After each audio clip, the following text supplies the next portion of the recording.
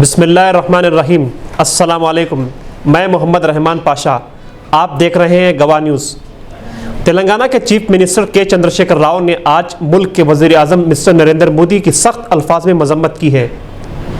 केसीआर ने कहा कि मुल्क में मोदी की तानाशाही में रोज़ बरोज़ इजाफा होता जा रहा है।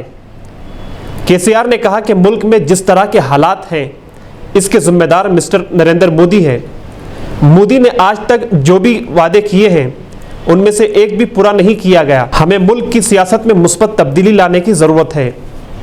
मिस्टर केसीआर ने आज हैदराबाद के जलविहार में अपोजिशन के सदारती उम्मीदवार मिस्टर यशवंत सिन्हा के एजाज़ में मुनक्किदा तकरीब से खिताब कर रहे थे। उन्होंने कहा कि मुल्क के किसान, नौजवान और सरमायादार मोदी की मुतादिद पॉलिसियों की वजह से परेशान हैं। उन्होंने कहा कि कल हैदराबाद में मुनक्किद होने वाले प्रोग्राम में मिस्टर मोदी हमारे खिलाफ गला फाड़ फाड़ कर बोलेंगे, लेकिन अवाम उनकी बातों के बारे में जान चुके हैं। मोदी इलेक्शन के वक्त मीठी मोटी बातें करते हैं और बाद में झूठी झूठी बातें करते हैं। मोदी की कई पॉलिसियों से मुल्क तो मुतासिर हो ही रहा है, साथ में बैनुल अक़वामी सतह पर भी हिंदुस्तान का नाम मुतासिर हो रहा है। केसीआर ने मेक इन इंडिया पॉलिसी का जिक्र करते हुए कहा कि इससे किसको फ़ायदा हो रहा है। मुल्क के सरमायादार मुल्क से फरार हो रहे हैं और बैरूनी ममालिक की बड़ी कंपनियां भी हिंदुस्तान को खैराबाद कह रही है।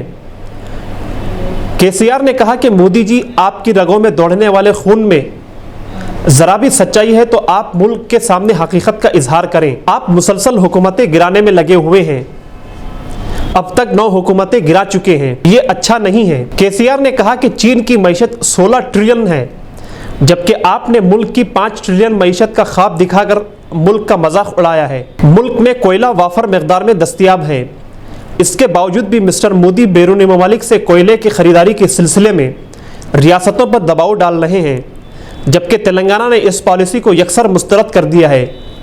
क़ब्ल-ए-आज़ी बेगमपेट एयरपोर्ट से केसीआर की क़यादत में जलविहार तक टीआरएस के कारकुनान से लेकर एमएलएस और एमपीस ने बड़े पैमाने पर मिस्टर यशवंत सिन्हा के इस्तकबाल के लिए जुलूस निकाला और जुलूस की शक्ल में ही उन्हें जलसेगाह में लाया गया। मिस्टर केसीआर ने तमाम अरकान पार्लियामेंट से गुजारिश की है कि वो अपने ज़मीर की आवाज़ पर मिस्टर यशवंत सिन्हा को कामयाब बनाएं।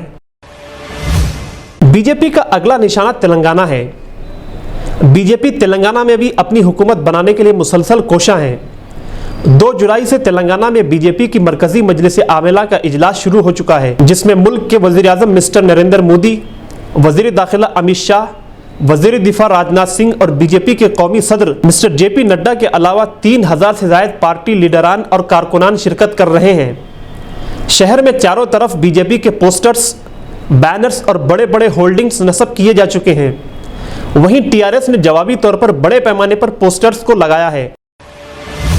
टीआरएस की जानिब से आज रियासत के तमाम अखबारात में पार्टी की कारकर्दगी से मुताल्लिक सफ़े अव्वल पर इश्तिहारात शाये किए गए हैं, जबकि बीजेपी के इश्तिहारात को अंदरूनी सफ़हात में जगह दी गई है। तेलंगाना में टीआरएस और बीजेपी के दरमियान सख्त टकराव जारी है। बीजेपी हर तरह से कोशिश कर रही है कि वो तेलंगाना में भी इख्तिदार हासिल करके टीआरएस को ऐवान इख्तिदार से बेदखल करे। जब भी मिस्टर मोदी की तेलंगाना में आमद हुई है, हर बार तेलंगाना के चीफ मिनिस्टर केसीआर ने मोदी का इस्तकबाल नहीं किया। इस पर मुतअद्दिद हल्कों में चेमगोइयाँ की जा रही है कि अब मिस्टर केसीआर पर भी पकड़ धक्कड़ की जा सकती है। सबसे अहम बात यह है कि पार्टियों के दरमियान इख्तलाफात से हैदराबाद की मिसाली गंगा जमनी तहजीब को नुकसान पहुँच सकता है, बल्कि चंद एक लीडरान की जानिब से इसका आगाज़ भी हो चुका है। ऐसे में टीआरएस कब तक इख्तिदार में बरकरार रहेगी और बीजेपी का तेलंगाना में इख्तिदार हासिल करने का ख्वाब कब पूरा होगा, ये तो आने वाला वक्त ही बताएगा। दक्कन के नामवर शायर जनाब जमील निज़ामाबादी, अब्दुल बारी, मुदीर माहनामा गूंज, फर्जंद अलहाज शेख अहमद साहब मरहूम का 21 जुलाई बरोज़ जुमा बाद नमाज मगरिब मुख्तसर सी अलालत के बाद इंतकाल पुरमलाल हो गया। वो उर्दू अदब की निस्फ सदी से ज़ायद खिदमत का रिकॉर्ड रखते हैं। उन्होंने रियासत तेलंगाना और मुल्क के कई शहरों में मुनक्किद होने वाले मुशायरों में शिरकत की। उनकी अचानक रहलत से उर्दू अदब का नुकसान है। नमाज जनाजा 2 जुलाई बाद नमाज ज़ोहर मस्जिद की चियान निज़ामाबाद में अदा की गई और तदफीन मुत्तसिल क़ब्रिस्तान में अमल में आई। फातिहा सुवम इतवार 3 जुलाई बाद नमाज असर मस्जिद खुबा मालापल्ली निज़ामाबाद में मुकर्रर है। जनाब जमील निज़ामाबादी एम.ए. हमीद के बड़े भाई थे। आज के बुलेटिन में बस इतना ही। उम्मीद है कि आपने हमारे चैनल को सब्सक्राइब कर लिया होगा। बेल आइकॉन दबाना ना भूलें। शुक्रिया, खुदा हाफिज़।